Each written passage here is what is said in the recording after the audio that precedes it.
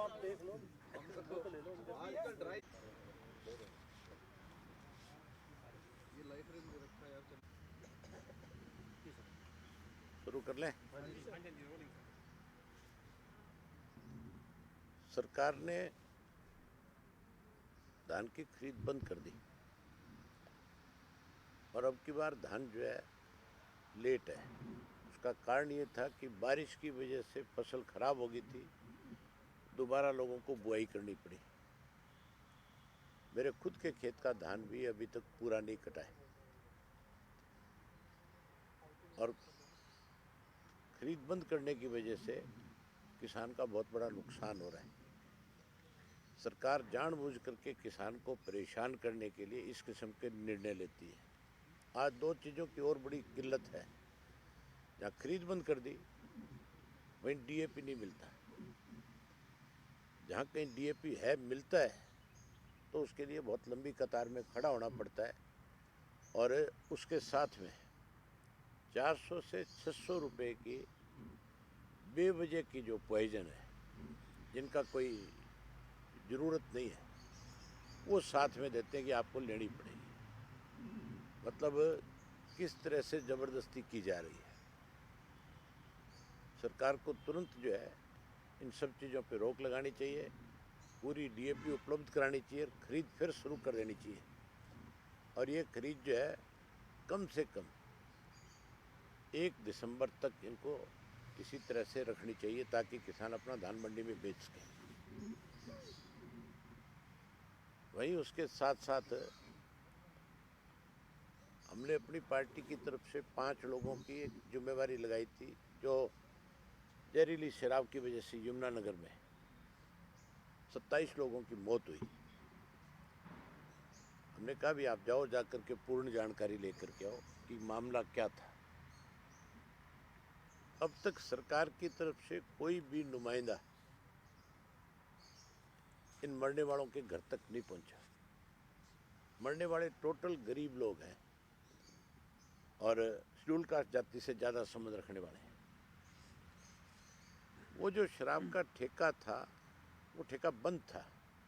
जैसे कोरोना काल के दौरान चोरी से शराब बेची जाती थी, उसी तरीके से उस ठेके को आगे से तो सील किया हुआ था, लेकिन पीछे से ठेके से शराब निकाल करके जो जेजेपी से संबंध रखने वाले लोग हैं या कांग्रेस से संबंध रखने वाले लोग हैं जिनका सत्ता में भी,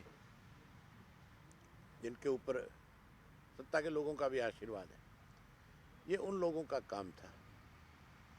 वो लोग बेच रहे थे, केवल उनको पकड़ा गया है।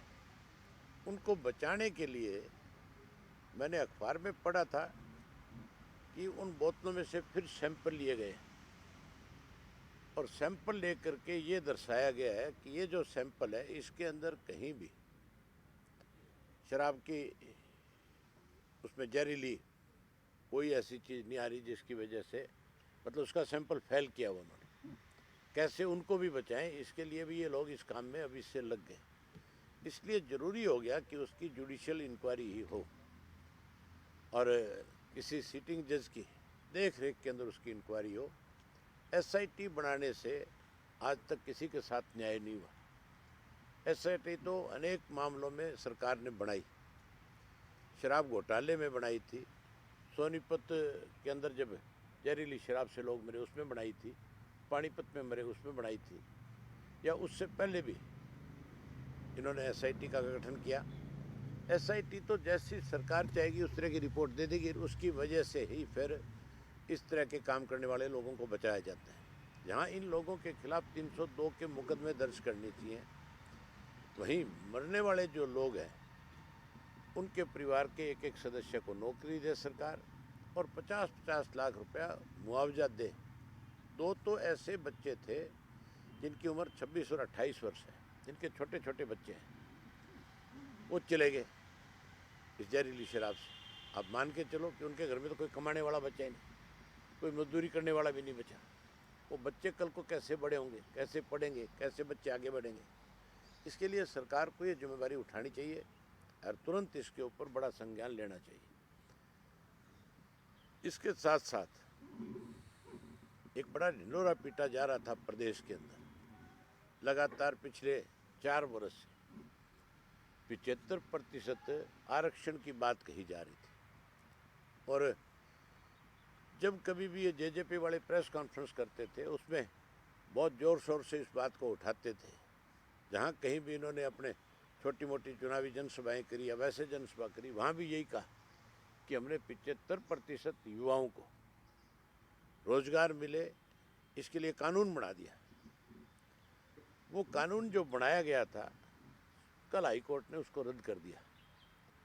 और हाई कोर्ट ने जो उसमें रद्द किया है, जो लिखा है, उसमें उन्होंने स्पष्ट किया है कि किसी भी योग्य व्यक्ति को आप जो है उसकी योग्यता के अनुसार नौकरी से रोक नहीं सकते। इसलिए हर आदमी का राइट है कि वो अपनी जॉब के लिए कहीं भी जाकर के अप्लाई करे, कहीं पे भी अपनी नौकरी कर सके पूरे देश के अंदर।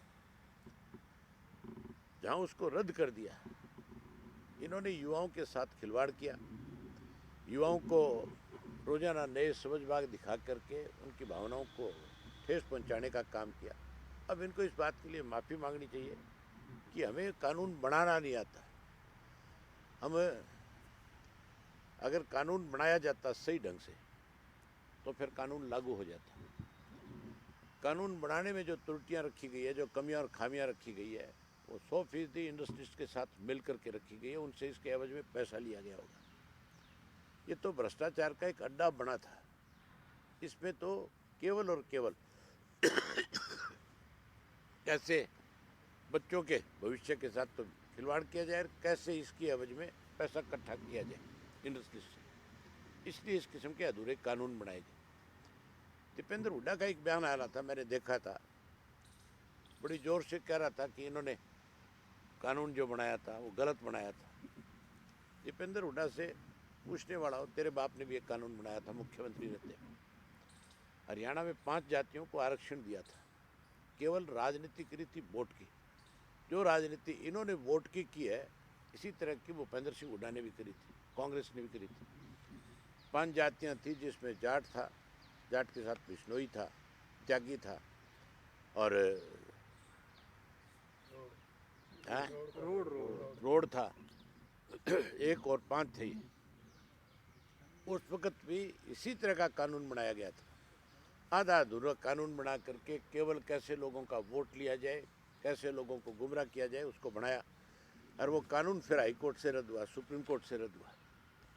रद्द होने के बाद नतीजा ये हुआ कि दोबारा जब लोगों ने उसकी डिमांड करी तो इनके गलत फैसले की वजह से 32 लोगों को अपनी जान गंवानी पड़ी।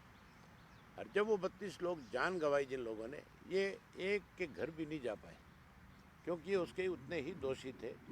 कांग्रेस है, चाहे बीजेपी है, चाहे बीजेपी का कोई सहयोगी है, ये केवल वोट की राजनीति करना जानते हैं।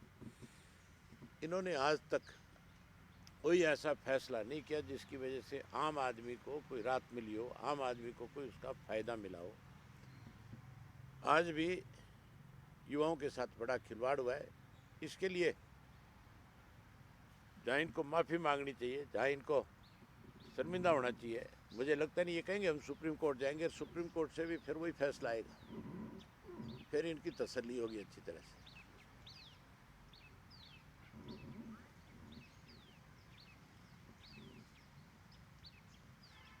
आप आश्वस्त है सर सुप्रीम कोर्ट से, क्योंकि ये तो कोर्ट का मैटर है। आप किसका आधार, आपके पास क्या स्टडी है इसके लिए? जब कानून बनाने में कमियां और खामियां रखी जाती है तो फिर मान के चलो सुप्रीम कोर्ट अगर इसमें कुछ होता है तो हाई कोर्ट को वापस नहीं भेजते। फिर हाई कोर्ट को ये नहीं कहती सुप्रीम कोर्ट कि आप अपना फैसला करो।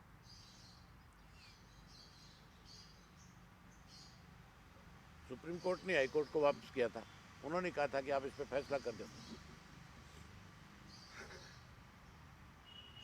जहरीली शराब का जो मामला है उसमें 2 अलग-अलग एसआईटी बनाई है। आप कह रहे हैं कि सिटिंग जज से जांच होनी चाहिए। आप अब दोनों एसआईटी की रिपोर्ट अगर अलग अलग आ गई फिर सरकार क्या करेगी? मतलब ये 2 एसआईटी बनाना भी ये मान के चलो कि किसी भी चीज़ को ठंडे बस्ते में डालना है। आपको मैं उदाहरण बता देता हूँ। पहले जांच कराई गई थी जो कोरोना काल के दौरान शराब घोटाला हुआ, जो दारू स्टोर से निकाल करके बेची गई। पहले एक टीसी गुप्ता के एससीटी बनाई गई, एसआईटी नहीं, डिमांड एसआईटी की थी, एससीटी बनाई गई। उसमें गुप्ता की रिपोर्ट आई। गुप्ता ने किन लोगों को दोषी माना, सरकार ने सार्वजनिक नहीं किया। उसके बाद गृह मंत्री ने विजिलेंस से जांच कराई। विजिलेंस की रिपोर्ट भी सार्वजनिक नहीं हुई, कौन दोषी थे आज तक नहीं बताया गया। केवल पहली जांच को ठंडे बस्ते में डालने के लिए दूसरी जांच कराई गई, और दूसरी जांच होने के बाद उस पर कार्रवाई करने की बजाय ये कह करके मुख्यमंत्री ने उसको ठंडे बस्ते में फेंक दिया कि चीफ सेक्रेटरी की देखरेख में इस पे दोनों पे फैसला लिया जाएगा। आज तक वो फैसला नहीं आया। यही यमुनानगर में होगा कि 2 एसआईटी बना करके इन्होंने केवल और केवल कैसे दोषी लोगों को बचाया जाए, कैसे मरने वालों की मदद ना करनी पड़े, ये इसके लिए 2 एसआईटी इन्होंने बनाई है। दोनों की अलग अलग रिपोर्ट आएगी, फिर ये कहेंगे दोनों की रिपोर्ट अलग अलग है, हम किसी तीसरे से जांच कराएंगे, फिर तीसरे से चौथे से कराएंगे, इतने में इनका पीरियड खत्म हो जाएगा। गृह मंत्री कह रहे हैं हर लीड पर हम जो है कार्रवाई कर रहे हैं, जो भी गृह मंत्री की कोई भी बात पे कोई आदमी विश्वास नहीं कर सकता। गृह मंत्री की बात का कोई महत्व नहीं है। गृह मंत्री तो छोटे बच्चों की तरह से रूठ जाता है, बात बात पे डिपार्टमेंट में फाइलें वापस भेज देगा, फाइलें देखनी बंद कर देगा, फाइलों की ढेर इसके दफ्तर में लग जाते हैं। उससे किसका नुकसान है? गृह मंत्री का कोई नुकसान नहीं है उससे। उन लोगों का नुकसान है जिनकी फाइलें डंप होगी, कामकाज जो चल रहे हैं वो ठप हो जाते हैं, रुक जाते हैं। इससे आम जनता परेशान होती है। ये कोई तरीका थोड़ा ही है, जब चाहे जिस दिन चाहे मर्जी, आज मैंने हेल्थ छोड़ दिया, आज मैंने होम छोड़ दिया, आज मैंने फलाना छोड़ दिया। ये तो छोटा बच्चा बन गया। छोटा बच्चा रूठ नहीं जाता है। वो कह रहे हैं कि सीएमओ के एक अधिकारी कर रहे हैं, मैं बैठक, मैं मंत्री हूँ तो तुम इस्तीफा दे दे। तेरी जब कोई सुनता ही नहीं तो किस लिए बना बैठे? छोड़ दे इसको। सर, एक सरकार कानून ला रही है कि जो शव को लेकर रोडों पर प्रदर्शन करते हैं लोग, उन पर जो है सख्त कार्रवाई की जाएगी, जुर्माना लगाया जाएगा। तो किस तरह से देखते हैं कि कानून बना दे, आने वाले टाइम में बीजेपी वालों पे लागू होगा। ये अपोजिशन में होंगे और ये सड़कों पे फिरेंगे, फिर रोज इनके ऊपर इनका बनाया हुआ कानून इन्हीं पे लागू हो जाएगा। सर, 28 तारीख को कैबिनेट की मीटिंग बुलाई है, शीतकालीन सत्र बुलाने की तैयारी कर रही है सरकार। सर, आप ये जो धान खरीद बंद कर दी, समय रहते मतलब समय से पहले बंद हो गई है, या ये जो शराब से मौत का मामला है, इससे पहले भी सर पानीपत और सोनीपत में जहरीली शराब से लोगों की मौत हुई थी। इन तमाम मुद्दों पर सरकार को घेरने का काम करेगा। मैं हमेशा एक से दूसरे सत्र के दौरान जो भी सरकार की बेकायदगियाँ होती है उनमें अपनी तरफ से कॉलिंग अटेंशन देता हूँ। इस सरकार की नीयत सिर्फ ये है कि सेशन के नाम के ऊपर केवल 3 दिन समय खराब करना है, 4 दिन खराब करना है। 3 दिन से ज़्यादा सेशन चलाते नहीं, मैक्सिमम 3 दिन का सेशन आता है इनका। और उस 3 दिन में भी पहले दिन आधे दिन का है, अगले दिन फिर आधे दिन का, और उस 1.5 दिन का सेशन होता है एक तरह से, बड़ी मुश्किल से। बीच में कोई सैटरडे संडे डाल के उसको 5 दिन का दिखा देंगे। मैं अपनी तरफ से जैसे ही कोई सेशन की तारीख तय होगी कॉलिंग अटेंशन लगाऊंगा। और बहुत सारे मुद्दे हैं, केवल खाद बीज का नहीं, किसान का नहीं, शराब का नहीं, ये जो 75% वाला मामला है हम इसके ऊपर भी चाहेंगे कि ये कमियां और खामियां क्यों रखी गई, क्यों गुमराह किया गया, क्यों इस तरह के भाषण हुए इनके ऊपर, ये सारी चीज़ें हम रखेंगे। एक सर, सरकार कौशल रोजगार निगम के जरिए युवाओं को वो भी एक लूट का अड्डा है, केवल अपनी मनचाहे लोगों को नौकरी दी जाती है। उसमें एग्ज़ाम जो होता है वो साल साल पहले हो जाता है, कईयों को तो पता ही नहीं होता। आज मान लो किसी बच्चे ने मैट्रिकुलेशन करी है, 12th करी है, कोई 12वीं का बच्चा है जो आज 12वीं कर रहा है, उसका 1 साल पहले एग्ज़ाम हो गया, वो उसमें कैसे जाएगा, उसको रोज़गार कैसे मिलेगा।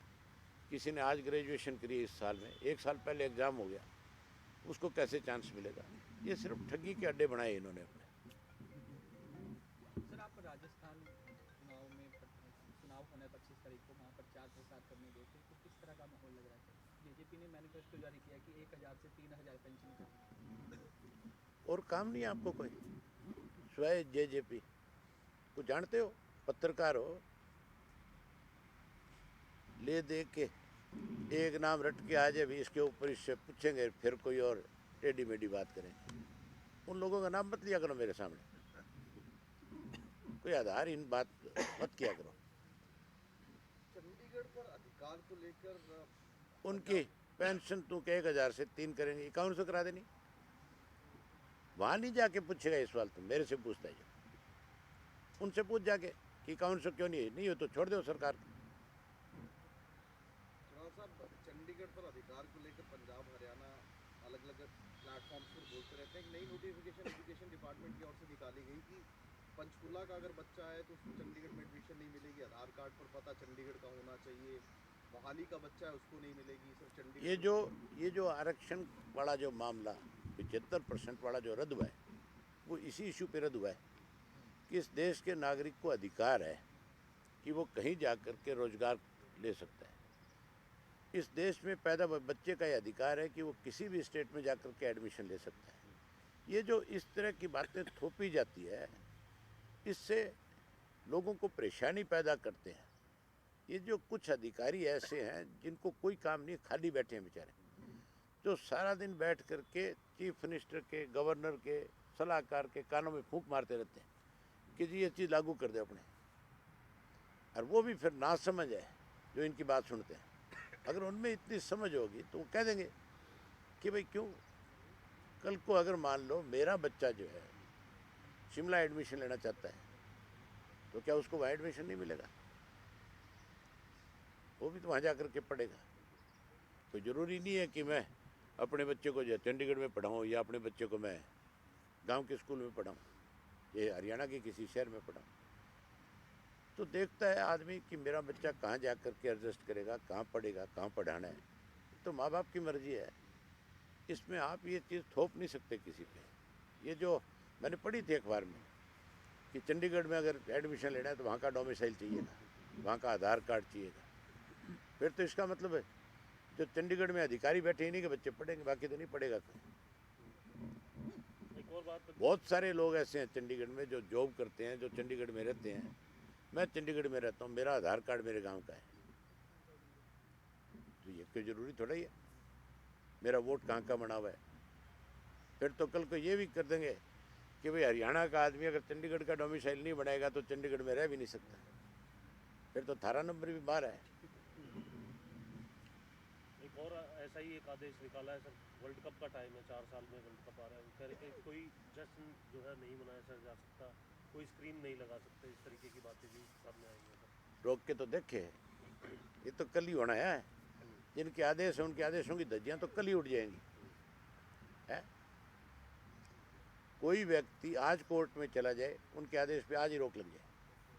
आप किसी को जश्न बनाने से, खुशी मनाने से कैसे रोक सकते? आप कल देखना, जैसे ही मैच इंडिया जीतेगा उसके बाद चंडीगढ़ की सड़कों पे पटाखे और नौजवान बच्चे, रात को आपको 2 बजे तक वैसे की वैसे खुशियाँ मनाते हुए नजर आएंगे। क्यों नहीं मनाएं खुशी? वर्ल्ड कप अगर हमारी टीम जीतती है खुशी मनाएंगे।